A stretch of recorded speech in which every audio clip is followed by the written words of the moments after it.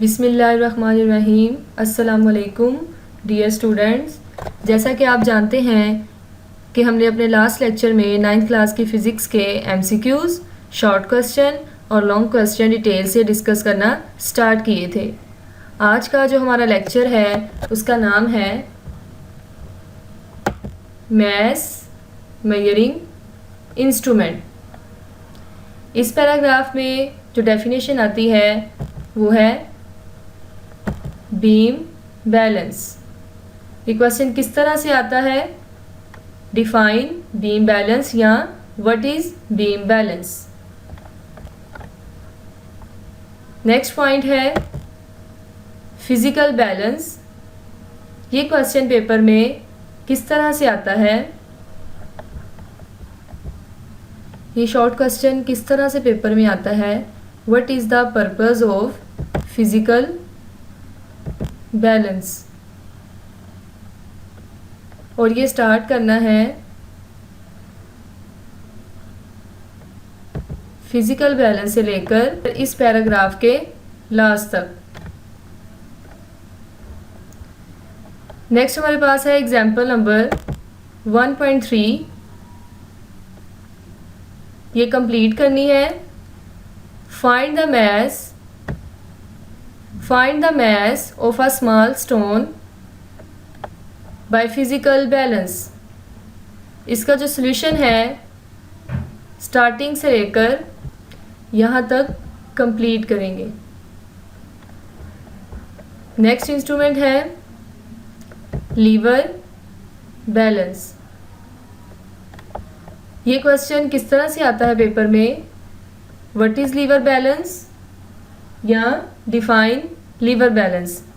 ये स्टार्ट करेंगे a lever balance से लेकर स्टैंडर्ड मैसेज तक।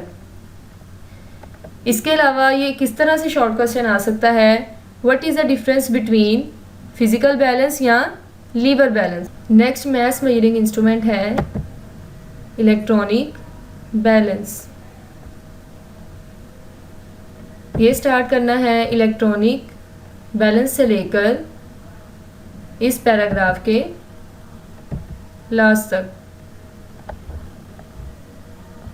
उसके बाद हम आते हैं अपने नेक्स्ट पॉइंट की तरफ जिसका नाम है बीम बैलेंस। इस पैराग्राफ में MCQ आता है और वो किस तरह से आता है कि बीम बैलेंस का लीस्ट काउंट बताएं। तो ये MCQ है। बीम बैलेंस का लीस्ट काउंट क्या है? 0.1 ग्राम और 100 मिलीग्राम।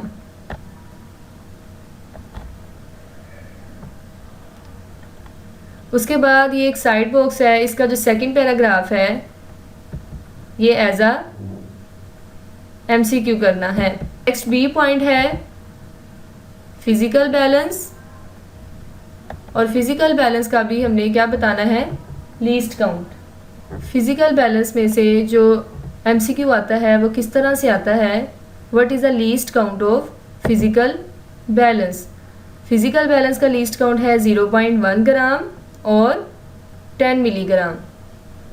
उसके बाद सी पॉइंट है इलेक्ट्रॉनिक बैलेंस। इलेक्ट्रॉनिक बैलेंस के जो लीस्ट काउंट की वैल्यू है वो है 0.001 ग्राम और 1 मिलीग्राम। इन तीनों पॉइंट में से सिर्फ MCQs आते हैं और उनके लीस्ट काउंट की वैल्यू बतानी है। नेक्स्ट टॉपिक है स्टॉप वॉच। ये शॉर्ट क्वेश्चन पेपर में किस तरह से आता है? व्हाट इज स्टॉप वॉच या डिफाइन स्टॉप वॉच। तो इसका आंसर स्टार्ट करेंगे आ स्टॉप वॉच से लेकर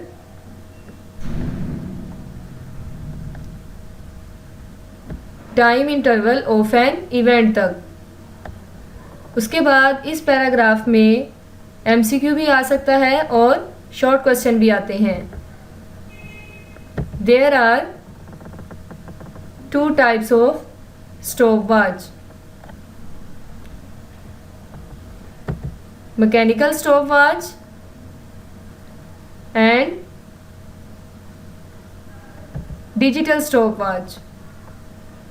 एमसीक्यू किस तरह से आता है कि मैकेनिकल स्टॉपवॉच का टाइम इंटरवल क्या है, 0.1 सेकेंड।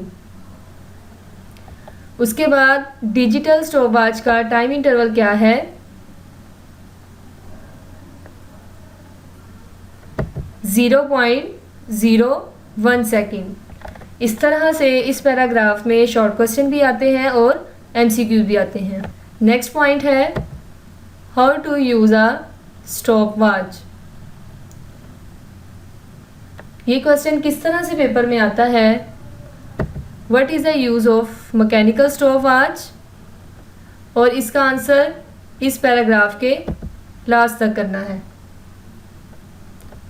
उसके बाद क्वेश्चन आता है what is the use of digital stopwatch, और ये स्टार्ट करना है द डिजिटल स्टॉपवॉच से लेकर इस पैराग्राफ के लास्ट तक।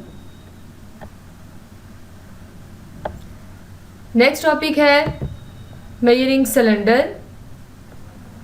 मेजरिंग सिलेंडर में शॉर्ट क्वेश्चन किस तरह से आता है, डिफाइन मेजरिंग सिलेंडर या व्हाट इज़ मेजरिंग सिलेंडर। ये स्टार्ट करना है अ मेजरिंग सिलेंडर से लेकर मिलीमीटर तक। उसके बाद ये नेक्स्ट लाइन है, इसमें से एमसीक्यू किस तरह से आता है, measuring cylinders have different capacities. इसकी डिफरेंट कैपेसिटीज़ कितनी है, फ्रॉम 100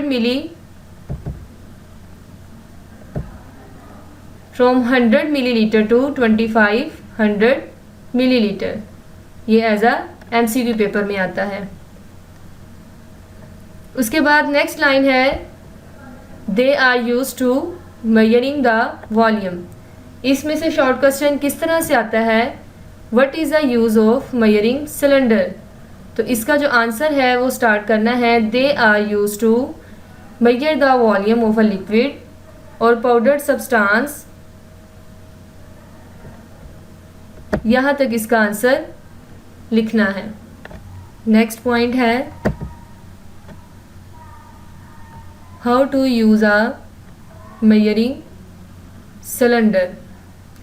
ये स्टार्ट करेंगे वाइल यूजिंग से लेकर मरकरी अपवर्ड तक। उसके बाद जो नेक्स्ट पैराग्राफ है उसका नाम है measuring volume of an irregular shaped solid. ये क्वेश्चन किस तरह से आता है, how do we calculate the volume of an irregular solid body.